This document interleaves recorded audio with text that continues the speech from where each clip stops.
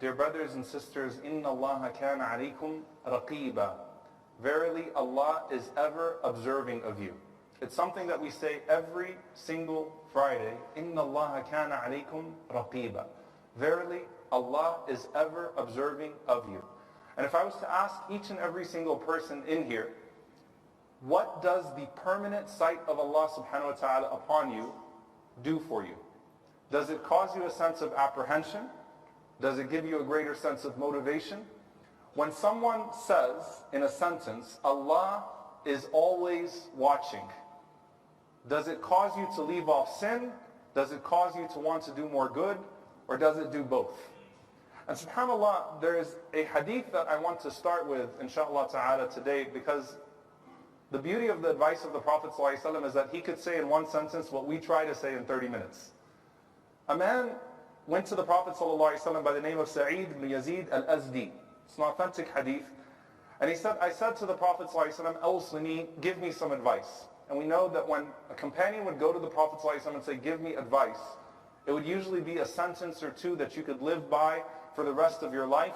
And it was something that especially applied to the person in front of him, but not exclusively to the person in front of him, sallallahu alaihi wasallam. So he said, Awsini.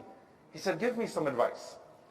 فقال صلى الله عليه وسلم أوصيك أن تستحي من الله عز وجل كما تستحي من الرجل الصالح. أوصيك, I advise you to be shy of Allah the way that you would be shy of a righteous person. I advise you to be shy of Allah the way you would be shy of a righteous person. Now obviously, the idea of being watched in and of itself, if someone is looking at you, there are certain things that you would not be able to do, no matter what the status of that person is. If that person is wicked, if that person is righteous, if that person is someone you care about, even a complete stranger has some bearing on your actions if they're watching you. That's why you don't do certain things in public, right? Because you naturally feel a sense of shame in the sight of complete strangers. But the Prophet ﷺ did not stop there, because we know that evil people can find complete shamelessness in the presence of other shameless people. And even people that are at a low can find themselves no longer caring, especially when those that are looking at them are people of a similar standard. But how do you act when someone who is righteous is around you? You know, I'm not even righteous, and some of you apologize when your ringtone goes off. Okay, or when, you know, I'm listening to something, or no, we have to stop talking a certain way, and I am who I am, right? And you might see your uncle, or your father, or your mother, or a parent, or someone that you deem to be from the religious class, just from the observable part, and Allah knows our hearts.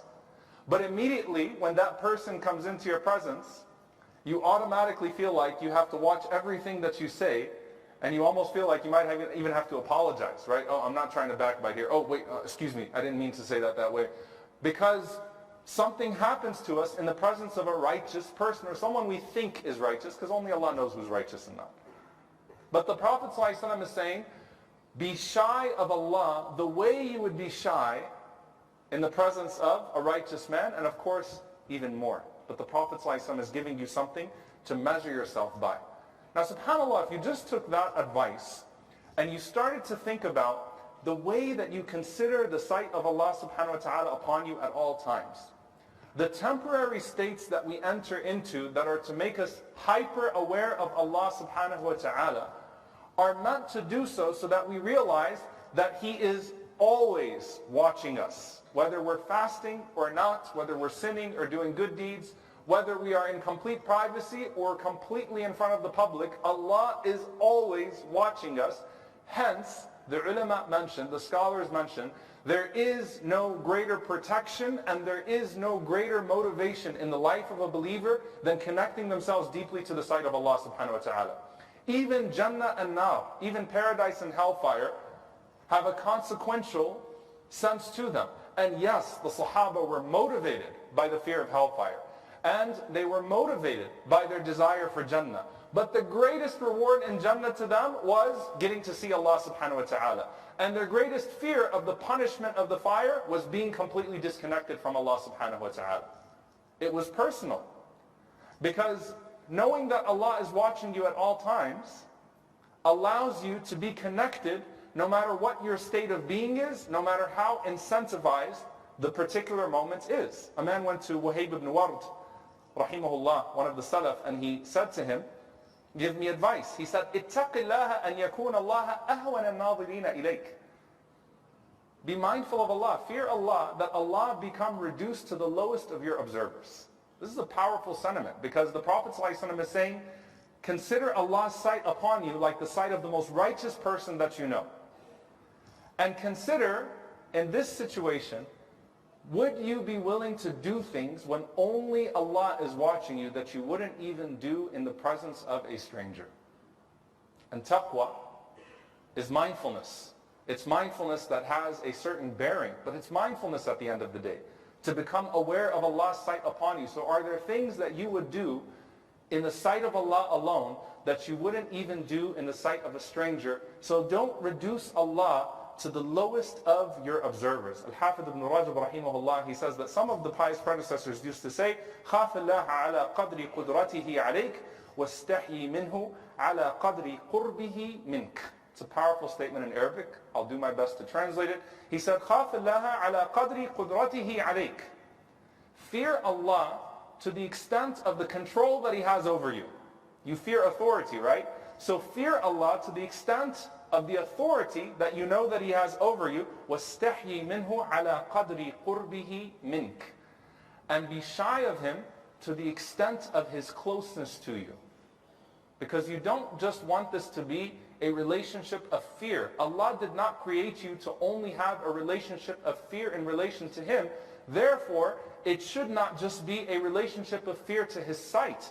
His sight has to be a protector for you, and it has to be a motivator for you. And that's why Imam Ahmad rahimahullah used to say, إِذَا مَا قَالَ لِي رَبِّي أَمَا اسْتَحْيَيْتَ تَعْصِينِي وَتُخْفِ الذَّنْبَ عَنْ خَلْقِي وَبِالْعِصْيَانِ تَأْتِينِي. He heard a poem that I'm afraid that my Lord will say to me, weren't you shy of disobeying me? You hide the sin from my creation, but you come proudly with it when you're in front of me. Why would you hide it from the creation and then feel proud of it in front of me? Now granted here, the Prophet ﷺ prohibited us from what? From making public our sins. He prohibited us from boasting about our sins, ﷺ. And we have that entire narration and set of ahadith where Allah calls a person on the Day of Judgment and He puts the sitr, He puts that curtain over you. And Allah subhanahu wa ta'ala forgives you for the secret sins you were struggling with. The secret sins you were struggling with. Not the ones you became complacent with. Not the ones where you said, okay, alhamdulillah, no one's watching now, I'm okay now. No, the ones that you were struggling with, that you genuinely did not like being a part of your private life and you wanted to get rid of them. Allah subhanahu wa ta'ala will do sitr. Allah azza wa jal will conceal that person who was struggling with something and sought forgiveness for it.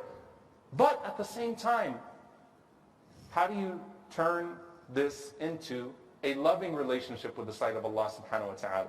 One of the people that the Prophet ﷺ mentioned on the Day of Judgment that is under the throne of Allah is not someone who did something great. You see, you go through the list of these people and their accomplishments, their qualities that yield accomplishments. They're people that did things, starting with the righteous judge, right? The person who was a just ruler, a person who led a nation perhaps, but did it with justice, a person who led at whatever level. And imagine standing right next to that person. The Prophet ﷺ mentioned, رَجُلٌ ذَكَرَ اللَّهَ خَالِيًا فَفَاضَتْ عَيْنَاهُ.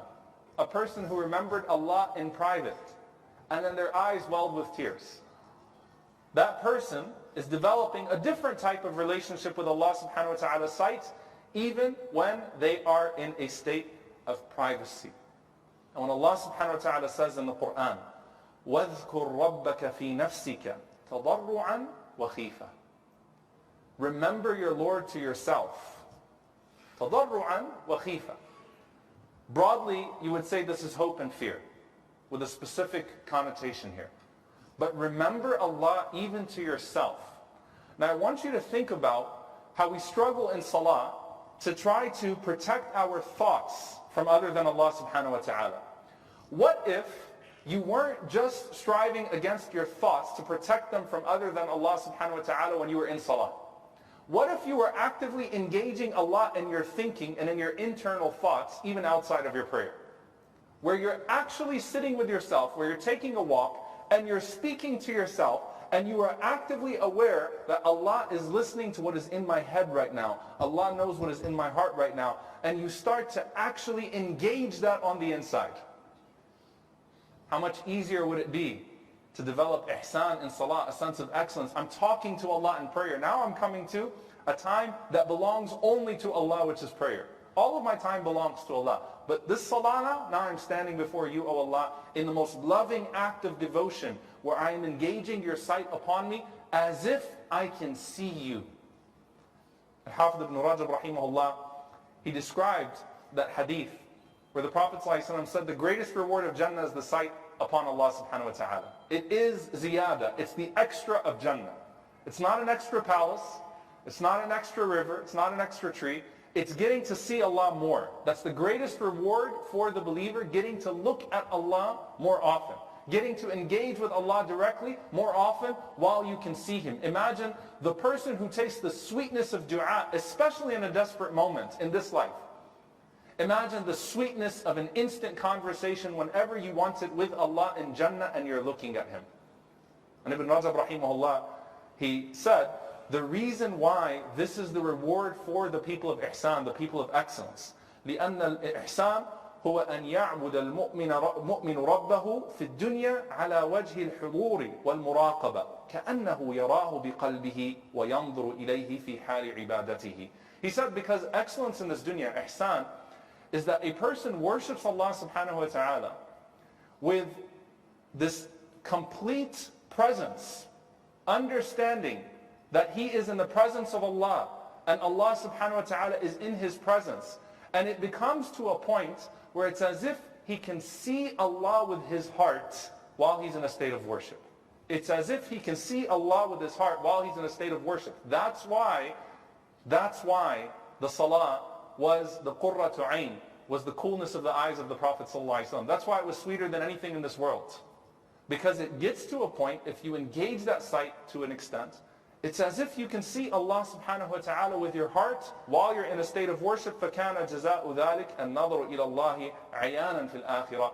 And that's why the reward of that is that a person can see Allah subhanahu wa ta'ala directly in the hereafter. And he went on to say, and this is very powerful, he said, and that's why the greatest punishment, إِنَّهُمْ عَنْ رَبِّهِمْ يَوْمَئِذٍ لَمَحْجُوبُونَ. The greatest punishment, may Allah Azza wa Jalla not make us amongst those people, are the people who enter fire, and Allah subhanahu wa ta'ala says they have a hijab between them and Allah subhanahu wa ta'ala. They're disconnected from Allah at that point. And he said, because they put up an imaginary hijab between them and Allah in this world. Therefore Allah subhanahu wa ta'ala seals them off in the next. Allah was watching you the whole time, but you put up something between you and Him. You told yourself, just like if you tell a kid, close your eyes and no one can see you, you told yourself that He's not watching me right now. Therefore, you're not able to see Him then, but that's not the state of the believer. The state of the believer actually develops a relationship with that sight where it motivates them. And I'll end with this. It's a beautiful saying from an Imam Sahl ibn Abdullah Tustari rahimahullah. He says that my uncle taught me something every night before I would go to sleep when I was 7 years old. He said to me, listen, I'm going to tell you to say something every night, and I want you to say it until the day that you die, until you go into your grave. He said, say, Allahu ma'i, Allahu nadiri, Allahu shahidi. There are different narrations to this. Allah is with me, Allah subhanahu wa ta'ala witnesses me, Allah sees me. So he said, I'm a 7-year-old, and you're telling someone who's that young, I want you to say this when you're by yourself. When you're alone, when you're going to sleep, Allah sees me right now. Allah is witnessing me.